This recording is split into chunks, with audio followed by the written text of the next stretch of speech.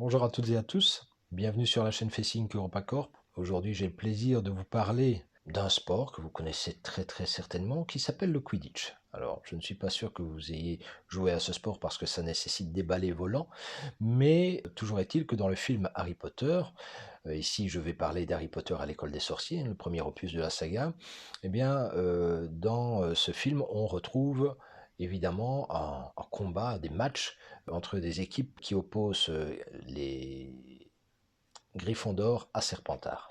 Bon, ce qui est déjà tout un symbole sur lequel je reviendrai. Le Quidditch.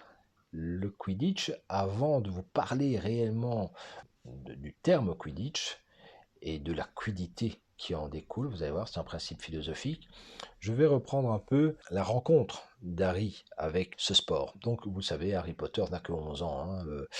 Quand il découvre réellement ses talents d'attrapeur. En réalité, il ne les découvre pas, c'est le professeur McGonagall qui va découvrir ça. Voilà, suite à une querelle qui a lieu entre Harry et Drago Malfoy, eh bien, on se rend compte que Harry a plutôt des prédispositions pour voler très correctement sur un balai magique, mais en plus d'attraper une balle voilà, jetée à toute vitesse. Et donc, le professeur se rend compte de ça, de sa prédisposition innée, et on parle bien d'innée ici, et elle va faire en sorte qu'il puisse intégrer l'équipe de Gryffondor, l'équipe de Quidditch de Gryffondor. Alors, il y a déjà un aspect sur lequel j'aimerais m'arrêter, c'est qu'on voit très bien, donc Harry ne s'explique pas réellement pourquoi c'est facile pour lui. Et tu seras un très grand joueur. Mais je n'ai jamais joué au Quidditch. Et si je me rends ridicule, t'imagines? Non, tu ne te rendras pas ridicule. Tu l'as dans le sang. Mais on se rend compte que tout simplement son père était déjà comme ça. Donc Hermione va lui montrer des trophées qu'a gagné son père, qu'il n'a pas connu évidemment puisque ses parents sont morts. Mais son père a gagné des trophées et comme lui, il était attrapeur. Donc ça montre déjà qu'il y a une forme d'héritage génétique. Il y a quelque chose qui est dans le sang et qui fait qu'Harry a ça de manière innée. Donc c'est un bagage, c'est un legs, cette fois-ci, de la part de son père. Et il y a plusieurs legs comme ça dans le film Harry Potter, mais enfin ici, je ne vais pas développer, je me concentre uniquement sur cet aspect attrapeur. Et donc il devient comme ça le plus jeune attrapeur depuis au moins un siècle, puisque logiquement à 11 ans, on n'intègre pas l'équipe de Quidditch. C'est un sport violent le Quidditch. C'est un jeu dur, le Quidditch, brutal. Mais personne n'est mort depuis des lustres. Des joueurs disparaissent de temps en temps, mais ils refont surface au bout d'un ou deux mois. Alors, pourquoi mettre l'accent sur la violence? Tout simplement parce que le sport, en général, le sport, c'est une métaphore de la violence, c'est une métaphore de la guerre. En fait, le sport a été créé pour éviter les guerres. Plutôt que des armées se rencontrent, on préfère faire en sorte que des équipes se rencontrent et avec des règles évidemment et un arbitrage et que tout ça puisse être un combat entre guillemets, mais un combat qu'on espère fair play et un combat qui n'entraînera pas la mort des uns et des autres. Donc le sport a vraiment été créé pour ça, les Jeux Olympiques, c'est ça en réalité. Et si vous regardez des disciplines comme le lancer du javelot, le lancer de poids, le lancer du marteau, etc., il y a plein de disciplines qui sont liées, la course, le combat, il y a plein de disciplines qui sont liées directement à l'entraînement des guerriers, notamment des Spartiates. En Grèce, les Spartiates, c'était de grands guerriers, mais c'était des gens qui s'entraînaient tous les jours, peu importe qu'ils soient fatigués, malades, etc., ils s'entraînaient. Spartiate, voulant dire, ça va être de Spartoi. Spartoi, c'est les dents de dragon. Vous voyez qu'il y a déjà un rapport d'ailleurs avec Harry Potter, où les dragons, bah, finalement, ça parcourra un peu les différents opus du film. De la saga, pardon. Donc, les dragons, les Spartiates, hein, les dents de dragon, les Spartiates, ils étaient très durs, mais ils étaient aussi très violents. C'était des combattants hors pair. Et donc, j'en reviens d'abord à Harry, qui, avant de se lancer dans l'aventure, va d'abord essayer va essayer d'apprendre à maîtriser les règles de base, hein, parce que le talent inné, c'est une chose, mais enfin, il faut quand même savoir de quoi on parle. Et là, il aura une forme de formation accélérée, où d'abord, on va lui présenter les 3 types de balles qu'on utilise dans le Quidditch. Alors, on utilise une balle qui s'appelle le soif, qui est une balle en réalité qui sert qui communique, c'est-à-dire que les différents participants, les différents membres des équipes se la lancent, hein. Donc elle crée une forme de communication. L'autre équipe, évidemment, essaie de l'intercepter et le but, c'est de la faire passer de l'autre côté du camp, hein, par un anneau et par un cercle. Et puis, si on a réussi à la faire passer, un peu comme dans le football, hein, un goal, eh bien, on a des points. Donc c'est le but évidemment, c'est de communiquer avec cette balle. Donc la première balle présentée dans le fond est une balle de communication. La deuxième balle est une balle où il y a des cognards. Et donc on voit que c'est une balle qui est très violente en réalité. Et pour la calmer, entre guillemets, il faut la frapper. Ce sont des batteurs. D'ailleurs, on se rend compte qu'il a aussi une prédisposition de batteur. Tu ferais un bon batteur. Il a une appointance quand même avec ça aussi. Mais bon, il restera attrapeur, mais ça pourrait être un batteur aussi. Les cognards, c'est vraiment la pulsion de base, vous voyez, c'est très violent. Et donc là aussi, vous allez voir, ça va prendre forme. Je vais revenir sur la signification profonde des cognards. Et pour finir, la troisième balle, qui est la plus petite, c'est le vif d'or. Alors vous avez compris, hein, c'est une petite balle très très rapide qui se déplace dans tous les sens et qui est presque impossible à rattraper. D'ailleurs, c'est signifié dans le film. Et le vif d'or est en or.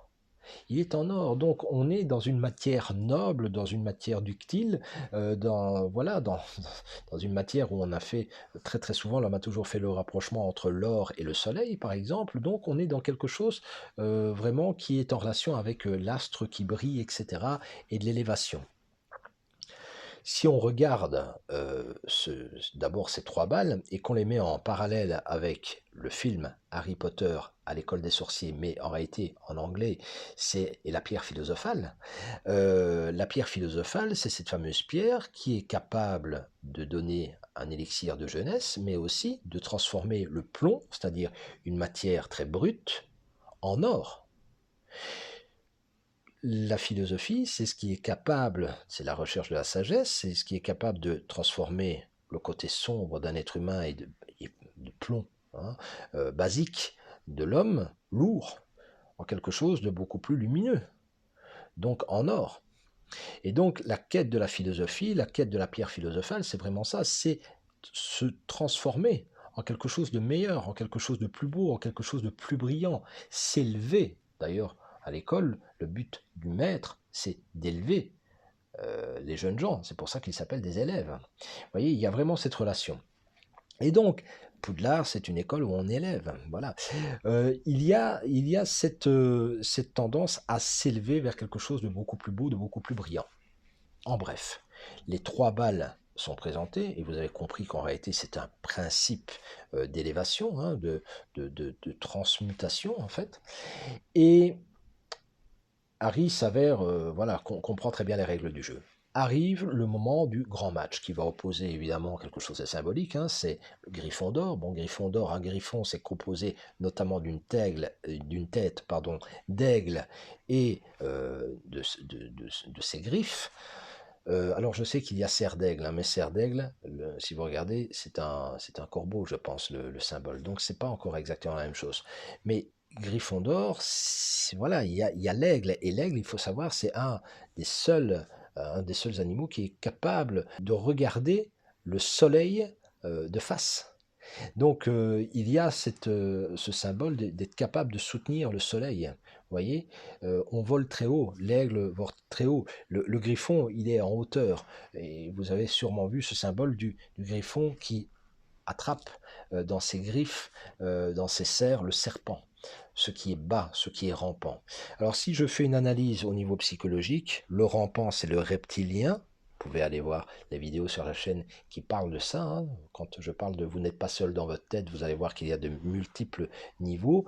Donc le reptilien, c'est l'homme de Cro-Magnon en nous, c'est voilà, c'est un peu la bête qui est utile pour notre survie, mais voilà, il est un peu bestial.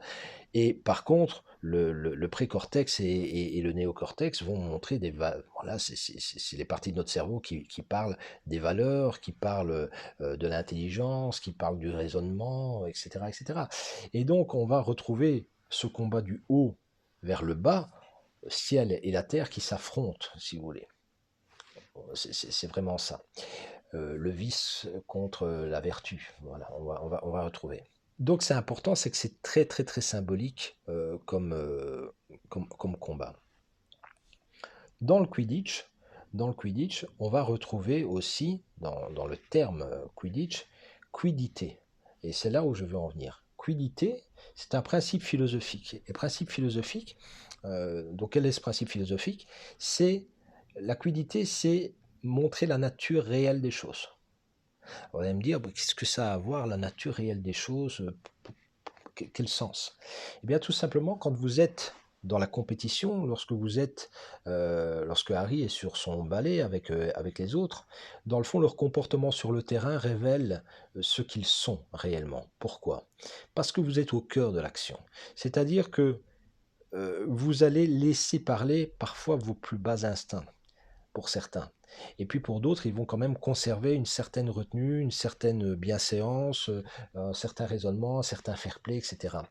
Et clairement, on le voit dans toute la scène, on voit Serpentard qui donne des coups, qui ruse pour éliminer les compétiteurs, leurs adversaires de Gryffondor, voilà, et qui ne font pas preuve de fair play. Et Harry observe tout ça. Mais il l'observe de où? Et là, c'est vraiment une scène importante. Il l'observe en hauteur. Donc Harry, c'est un attrapeur. Il sait très bien que s'il attrape le vif d'or, c'est sa mission, il met fin au carnage. Donc il est capable de voir cette scène, d'éprouver évidemment un certain malaise et de l'empathie pour ses collègues qui se font maltraiter par Serpentard, mais il évite d'agir. Pourquoi? Parce qu'il doit rester ciblé sur son objectif. Et son objectif, c'est d'attraper ce fameux vif d'or. Et c'est là où, à un moment donné, eh bien, le vif d'or lui apparaît. Et donc, il va courser le vif d'or. Évidemment, l'attrapeur du côté Serpentard va aussi prendre part à cette course-poursuite. Et à un moment, le vif d'or va tout simplement plonger, ce qui amène les deux attrapeurs à plonger aussi avec leur balai et se rapprocher dangereusement du sol. L'attrapeur de Serpentard, à un moment donné, se dit je vais être trop proche du sol, je vais m'écraser. Donc il décide de relever le balai et n'attrape pas le vif d'or. Par contre, Harry va plonger beaucoup plus loin, va prendre un risque.